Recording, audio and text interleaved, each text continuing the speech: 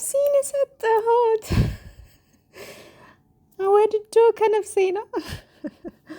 ሀይሚዬ የኔ ሽንቅርቅር የባሏ ንግስት ውብ ሁና መታልናለች። እንዲህ አረጋጉን እንጂ ቴሬር በቴሬር ሆንኩ። ጭንቀት በጭንቀት ለቅሶ፣ ቲክታክ ለቅሶ። ዛሬና ትናንት ይሻላል፣ ግን ብዙ ግማሾች እያለቀሱ ነው። ቲክታክ ለቅሶ፣ ዩቲዩብ ለቅሶ። በቃ ሙሾ አውራጅ በምንድን ነው የሚባለው? እንደዛ ሁነን ቀረን እኮ እንዴ ከሚዲያው እልም ብለው። በነገራችን ላይ እየነገርኳችሁ ነበርኩ ናፍቀውኛል፣ ፖስታቸው ናፍቆኛል እያልኩ ነበረ። አጋጣሚ ገባ ስል ቲክታክ ላይ አልመጣችልኝም ሀይሚዬ። ሀይሚዬ እኛ ልዕልት የኛ ሽንቅርቅር ምር ድምቅ ብላ ምጥት ብላልናለች። እና እንደዚህ ነፍሳችንን አረጋጉት እስኪ። ሀይሚና ብሩኬ እኮ ማለት ነው የሆነ ዱብዳ የሆነ ትልቅዬ ነገር አምጥተው ያስደነግጡንና ከዛ ደግሞ ነፍስ ይዘሩብናል ማለት ነው። የሆነ ነገር አምጥተው ነፍስ ይዘሩብናል። እና አሁን የሀይሚዬን እንትን ሳይ ሄርሜላና ሩታ ናቸው ትዝ ያሉኝ። የነዛ ደግሞ ያስጠላል፣ የተጨመላለቁ ናቸው። የነ ሀይሚዬ እኮ በርቀት ነው ማለት እንዲህ። አሁን ማናት እሷ ማናት እዩ ማለት ነው። እዩ አሁን ከብሩኬ እንትን ቀርባ እንደዚህ አትላላጥም፣ አትሳሳምም፣ ምንም አትለጣጠፍም፣ ምንም አትልም። በቃ ርቀቷን ጠብቃ ነው የምትሰራው።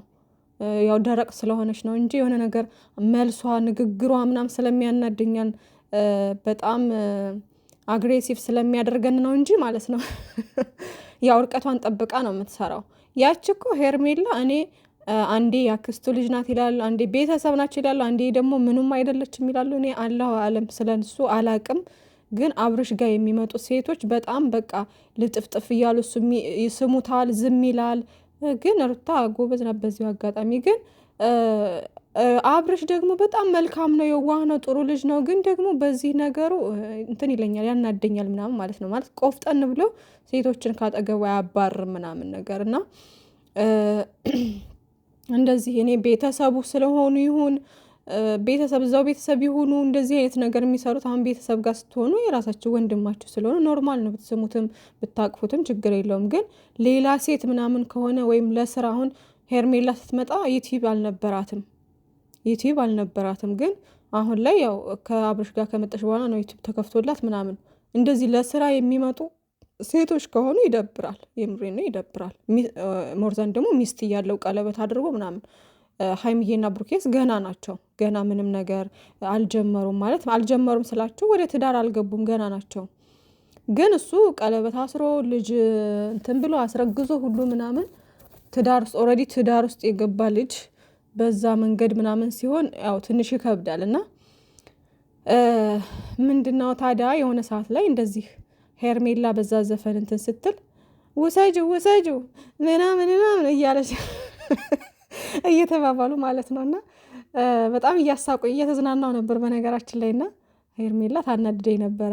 እንዲህ ምንድን ነው ባል ካለው ሰው ጋር ማን ነው ባል ካለው አልኩኝ፣ ፍቅረኛ ካለው ሰው ጋር እንደዚህ የምትለጣጠፍ ሂዳ ደግሞ ነግበኔ የማትል ሴት፣ ራሷን የምታረክስ በቃ አለ አይደለ ፍቅረኛ ካለው ወንድ ጋር የምትንጠላጠልና ሚስት ካለው ወንድ ጋር የምትንጠላጠል ሴት በጣም ነው የምታናድደኝ። በጣም በቃ እንደዚህ አይነት ሴቶች ለጥፊያቸው ነው የሚለኝ። እና ማለት ነው በጣም ያናዳሉ። እንደዛ ነግበኔ አይሉም እንዴ በራሳቸው። እንደዚህ አይነት ነገር ቢሆን እንዴት ነው ሂሊናቸው የሚፈቅድላቸው? ላለሁ አንዳንዴ ማለት ነው። በቃ ከዛ ደግሞ ምን አይነት ሴቶች ያናዱኛል መሰላችሁ?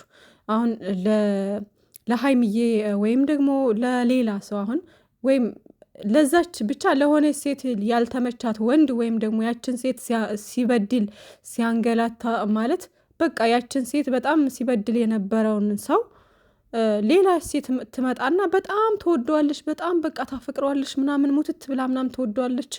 በቃ እሷን ራሱ ባያፈቅራት ባይወዳት ራሱ እንደዛ የምትሆን ሴት አለች። እንዴ እሷን እንደዚህ ያደረጋት እኔንስ ነገ ምን ያደርገኛል? እኔስ ነገ ምን ዋስትና አለኝ ምናምን ብላ አታስብም። እና እንደዚህ አይነት ሴቶች በጣም ያናድዱኛል። ከዛም ደግሞ መጨረሻ ላይ የሆነ አደጋ ውስጥ ይገባሉ። ከዛ እንደገና ሰው ላይ እንትን ይላሉ ማለት ነው። ማለት ያን ነገር ባላደረግኩት ጸጸት ውስጥ ይገባሉ፣ ወይም ደግሞ ለሰው ሸክም ነው ዞሮ ዞሮ የሚሆኑት ማለት ነው። ግን በቃ እንደዚህ በራሷ የምትተማመን ቆፍጠን ያለች ከማንም ጋር የማትለጣጠፍ አለ አይደለ፣ በራሷ የምትተማመን ልክ እንደ ሀይምዬ ማለት ነው። ሀይምዬ አሁን በቃ ከብሩኬ ውጭ ወደ ውጭ ነው እና በራሷ የምትተማመን ነች። የሆነ ውሳኔ ከደረሰች ደግሞ በቃ በውሳኔዋ እንትን የምትል ነች እና በቃ በዚህ ነገሯ በጣም ነው የምወድላት ሀይምዬ ማለት ነው። እና ብቻ የምንላችሁ ነው ያ ነው አሁን ትዝ ያለኝ ነገር ማለት ነው። ምክንያቱም ትናንትና ለቃ ስለነበረ ያች እዩ ፎቶውን ለጥፋ እና አናዳኝ ነበረ እና ጥሩ መልስ ነው ያሁኑ። እነሱ ያው ድራማ ነው ተመካክረው ስለሆነ ኦልሬዲ ይተዋወቃሉ። ያው እኛን ለማረጋጋት ያክል ነው ማለት ነው። እና ውዶቼ ብቻ ደስ ብሎኛል። ሀይምዬ እንግዲህ ለንጉሷ እየዘፈነችለት እኔ አውቀዋለሁኝ እሱን ለእኔ ተውልኝ እኔ አውቀዋለሁ ከምንም በላይ እያለች ነው። ሀይምዬ እኮ የምሬ ነው። ሰው ያልሆነ እንትን ሲለው ያልሆነ ስም ሲሰጠው ወይም ደግሞ በቃ አላደለ ሰው ብዙ ነገር ሲናገረው ምናምን ብሩኬን ወይ በጥቅስ ወይ በዘፈን ትመጣለች እና ትላንትና ዛሬ እንደ አዲስ ሀገር ሽቶባቸው በጣም ብዙ ነገር እያሉ ነበረ። እንዲሁም በሀይምዬ ሳይድ በብሩኬ ሳይድ ሆነው ደግሞ ምናምን የሆነ ያልሆነ ነገር እንትን እያሉ እየተበሻሸቁ ነገር ነበር እና ብሩኬን ደግሞ በጣም እየሰደቡት ነበረ። ሀይምዬንም እንደዚህ ሙድ እንትን እያሉ ብቻ የሆነ እየቆራረጡ እያመጡ እንትን እያሉ ነበር እና እሱን ነገር እንደውም ቀን አካባቢ ተናግሬው ነበርና ተው ምናምን አይነት ነገር ብዬ ነበረ እና ለማንኛውም አሁን ላይ ግን በቂ የሆነ መልስ ሁሉንም የሚያረጋጋ እስኪ ሰከን በሉ የሚያስብል ሙዚቃ ነው የለቀቀችው ማለት ነው። እና በጣም ደስ ብሎኛል። ለማንኛውም ይመቻት ሀይምዬ፣ ባለሽበት ሰላምሽ ይብዛልን። የኛ ጠንካራ የኛ ጀግና ሀይምዬና ብሩኬ የምር በጣም መልካሞች ናቸው። በጣም የዋሆች ናቸው፣ ቅኖች ናቸው። ይደጉ ተያይዘው እንደዚህ እርስ በርስ ይተዋውቃሉ። እርስ በርስ እኔ እንጃ አላቅም መተሳሰባቸው ከነሱ አልፈው ለብዙ ሰው የስራ እድል ከፍተው ይኸው በእነሱ ስም አሁን ብዙ ሰው እስቲል እንደኛ ፈትፋሾቹ ራሱ ብዙ ነገር ለእኛም የስራችን ፓወር ሆኗል ማለት ነው። እና ብዙ ሰዎችን በዙሪያቸው ያሉትን ሰዎች ሰርተው የሚያሰሩ ናቸው። እና ትንሽ የአሁኑ አይዲያ ከበድ ስለሚልና ከክብር ጋር የተያያዘ ስለሆነ በጣም ብዙ ሰው ስሜቱ ተጎድቶ ነበረ። ያው በጣም ስለምንወዳቸው ማለት ነው። ኦዲየንስ በጣም እየተጨነቀ ነበረ። ግን ከትናንትናው ቪዲዮ በኋላ ሰው በተወሰነ መንገድ ተረጋግቷል ብዬ አስባለሁ። አሁን የትናንትናው ቪዲዮ ግልጽ አድርጎ ነው የሚያሳየው ድራማ መሆኑን ማለት ነው። እና ሁላችሁም ተረጋጉ ውዶቼ። እኛ ድራማ ነው ፕራንክ ነው ምናምን የምንለው እናንተን ለማረጋጋት ብቻ ሳይሆን ሪል ስለሆነ ነው ማለት ያስጨንቃል እኮ ያስጨንቃል። እኛ እንኳ እኔ አሁን እያወቅኩኝ ራሱ እጨነቃለሁ። በጣም ነው የሚጨነቀው። ሞርዛን ሀይሚዬ ስታለቀስ ምናምን ካየው በጣም ነው የሚጨንቀው። እንደዚህ ደግሞ የሆነ እንለያይ ምናምን ወይም ደግሞ ብሩኬ ተክዞ ከፍቶት ካየው በጣም ነው የሆነ ማዝ ነው ማለት ነው። እና ስሜቱ ያው ብያወቃችሁት ራሱ ያሳዝናችኋል። እንደ ድራማ እንደ ፊልምም አሁን ቢወሰድ የሚያሳዝን ድራማ አለ፣ የሚያሳዝን ፊልም አለ እኮ አይደለ? በፊልምም እናለቅሳለን፣ በድራማም እናለቅሳለን ምናምን።